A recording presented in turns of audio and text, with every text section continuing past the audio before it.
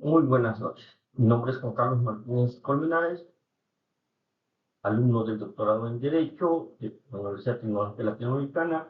En este caso se trata de la materia del Derecho y la Sociedad del Conocimiento, cuya titular es la doctora Yalitza Beltrán Pacheco, y hablaremos sobre la parte final del proyecto 3. En este caso, de los delitos informáticos y el ciberespacio en México, una necesidad de legislar. Como ya en anteriores entregas habíamos hablado, de esa necesidad de legislar en nuestro país estos delitos informáticos que si bien aparecen en algunos códigos penales de las entidades federativas y en el Código Penal Federal, solamente van establecidos por el acceso a los equipos informáticos o a los sistemas, pero no como delitos autónomos. Todos los demás delitos autónomos como el hacking, el cracking, eh, robo de identidad, fraudes informáticos, robo y uso de datos personales, no se encuentran determinados como delitos autónomos, sino como medios comisivos del delito. Ahora bien, para eso hay que verificar por qué en nuestro país existe la necesidad de una legislación especial o bien incluirla como un capítulo especial en los códigos penales federales. Considero que debe ser en el Código Penal Federal este capítulo especial, si se tratase así de insertarlo en el Código Penal Federal. Sin embargo, siguiendo el ejemplo de Chile, se debería establecer en una ley especial. Esto es porque el artículo 73 de nuestra Carta Magna así lo establece para el Congreso de la Unión como una facultad especial de legislar en la materia de las TIC, es decir, de las tecnologías de la información y de la comunicación. En los Estados Unidos existe la Ley Federal de Piratería Informática que rige los delitos cibernéticos. En ese país se definen de varias formas de fraude y abuso informático que regula, entre otras, las siguientes conductas. Acceso ilegal a un ordenador para cometer fraude. Aquí, independientemente de que la persona sea su ordenador o no sea, el solo hecho de usar ese ordenador para cometer el fraude, y no se necesita el engaño. Es decir, como por ejemplo en esta legislación, el fraude se necesita el engaño para obtener el lucro.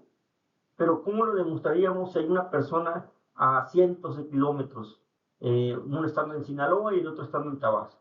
No se conocen, ¿cómo lo podría engañar si además no hay interactuación? Simplemente agarro una máquina, ingreso a sus cuentas y le robo una cantidad o le defraudo cierta cantidad o uso esa cantidad.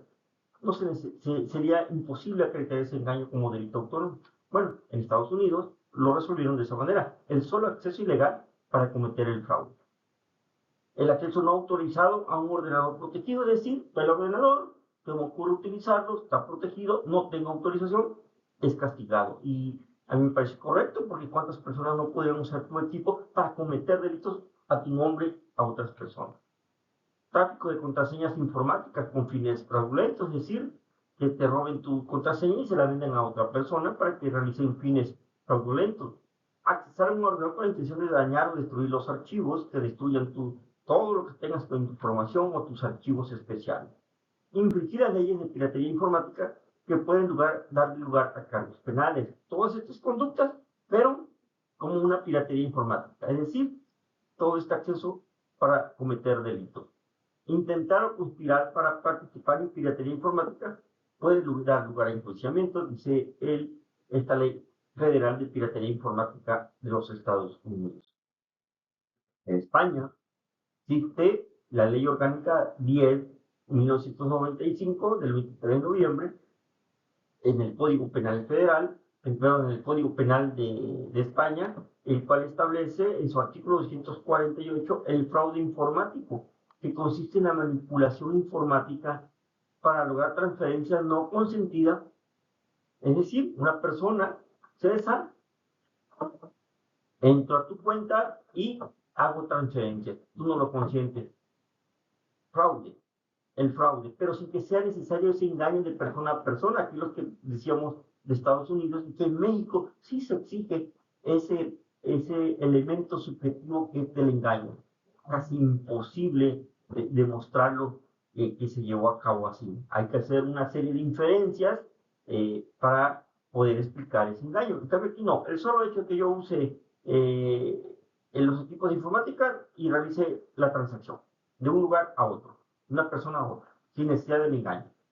Los daños informáticos, obviamente, a los programas o los documentos electrónicos, continuos en cualquier forma física o en la red. Puede ser que tenga una memoria, en un equipo de teléfono, un equipo de computador, o se tenga guardado en las nubes, en cualquier de estos tipos de archivos. La violación a los correos electrónicos se ve reflejado en el numeral 197 y protege los datos reservados a su violación y su divulgación en el numeral 197.2. Es decir, cuida lo que se le llama en México, lo que es en este caso, el servicio de mensajería. Pero este servicio de mensajería acá es físico. Tienes que abrir la carta y violentarla. Pero el Internet es también una actividad de mensajería, los correos electrónicos. Y el hecho que te lean tus correos electrónicos, los reenvíen tu correo electrónico o los utilicen, es una violación. Y es un delito autónomo en España. Y esto protege tus datos personales que tengas en tu equipo de cómputo o en la red, en cualquier sistema. Veamos el ejemplo de Chile, Latinoamérica. Esto tiene una ley especial denominada Ley número 21.549 que establece normas sobre delitos informáticos. Es una ley especial que establece eh, ciertos delitos, pocas conductas, pero muy específicas que abarca casi todas las formas de llevar a cabo delitos en los delitos, en las formas informáticas, en la ciberseguridad, en ciberespacio. Ataque a la integridad de un sistema informático. Acceso ilícito incluyendo el robo de la información. En el primero es ingresar a un sistema, nada más por ingresar sin que estés autorizado. No tienes por qué ingresar a un sistema donde estás autorizado.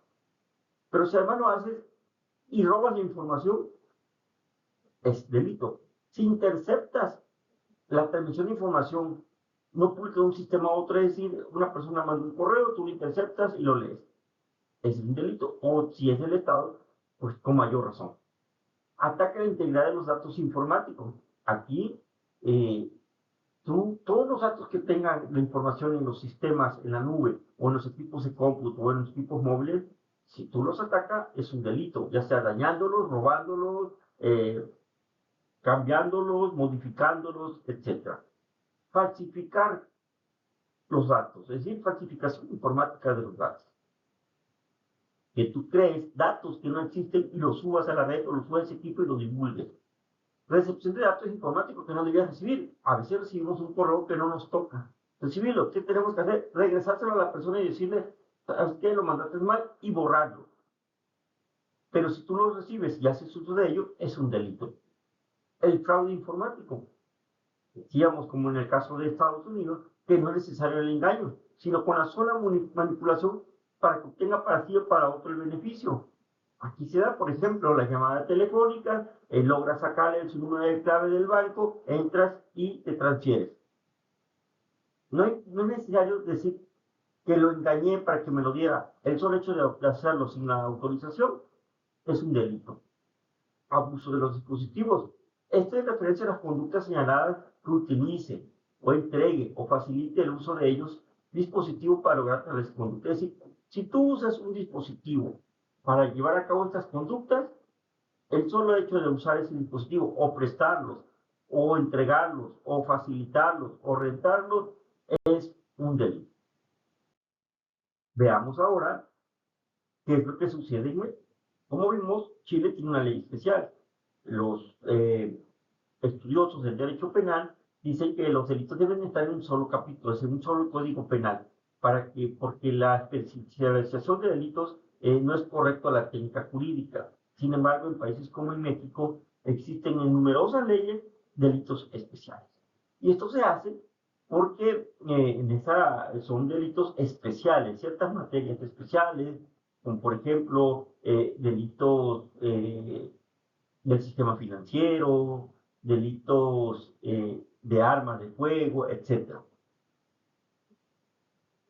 En la opinión personal se considera que debe realizarse una ley especial. El Congreso de la Unión tiene esa facultad en el artículo 73, fracción 17 de nuestra Carta Magna. porque puede dictar leyes sobre las vías generales de comunicación. Hay que recordar que el Internet es una vía general de comunicación. Tecnologías de la información, el ciberespacio, la ciberseguridad, la comunicación, la radiodifusión, las telecomunicaciones, e incluye la banda ancha e Internet, dice este articulado, mediante una legislación siguiendo, decimos, el ejemplo chileno. Aquí ya no había necesidad de que las entidades federativas tuvieran delitos y hubiese una diversidad de delitos cuyos elementos en cada estado, de acuerdo a su traducción, de acuerdo a su interpretación de esos legisladores locales, legislen. No, es materia federal y debe hacerse una legislación especial, poniendo el claro ejemplo chileno para este caso. Claro, si el legislador considerara que no fuese así, fuese mejor establecer el Código Penal Federal, bueno, lo adecuado sería que se llevara a cabo esa ley. Les doy las gracias. Claro, antes de llevar a cabo, perdón, la conclusión, en el cual en general se debe establecer que es necesario llevar a cabo esta legislación que se necesita en nuestro país, utilizando el mecanismo que establece el artículo 73 en su fracción 17 de la Constitución mexicana, en este caso, en estas materias.